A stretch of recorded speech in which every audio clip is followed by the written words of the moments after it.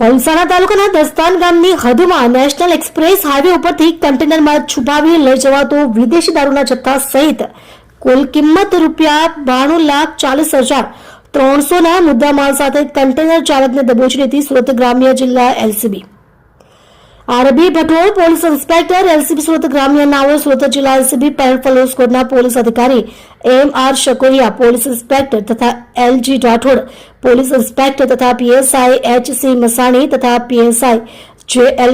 પટેલ તથા પીએસઆઈ એ.એમ. ચૌહાણ તથા પોલીસ માણસોની અલગ અલગ ટીમો બનાવી સ્પેશિયલ ડ્રાઈવ અનુસંધાનમાં અસરકારક કામગીરી કરવા જરૂરી સૂચના અને માર્ગદર્શન આપેલ. જે અનુસંધાનમાં head constable Masani police inspector નાઓ એલસીબી તથા પેટ્રોલ સ્કોડના પોલીસ માણસો ટીમ સાથે ચોક્કસ દિશામાં વર્કઆઉટ કરી પ્રોહિબિશન જુગારની ગેરકાયદેસર પ્રવૃત્તિ શોધી કાઢવા માટે પેટ્રોલિંગમાં હતા. દરમિયાન હેડ કોન્સ્ટેબલ જગદીશ આબાજીભાઈ તથા પોલીસ કોન્સ્ટેબલ દીપક અનિલભાઈ નાઓને સંયુક્ત રીતે ખાનગી બાતમીદાર થકી ચોક્કસ બાતમી હકીકત મળેલ કે એક ટાટા એલપીટી 1615 કન્ટેનર નંબર HR38V4474 માં તેનો ચાલક ગોવા ખાતેથી વિદેશી દારૂનો જથ્થો ભરીને પુણે મુંબઈ વાપી થઈ પલસાણા એના એક્સપ્રેસ હાઈવે ટોલ નાકું પસાર કરી વડોદરા તરફ જઈ રહેલ છે તેવી ચોક્કસ બાતમી હકીકત મળેલ. જે આધારે police sub inspector head constable Masani નાઓ જિલ્લા એલસીબી ટીમ સાથે સુરત જિલ્લાના પલસાણા તાલુકાના દસ્તાન ગામની હદમાં Mumbai Vadodara expressway number 4 ઉપર હાઈવે રોડ ઉપર નાકાબંધી વોચ ગોઠવેલ અને હકીકત મુજબનું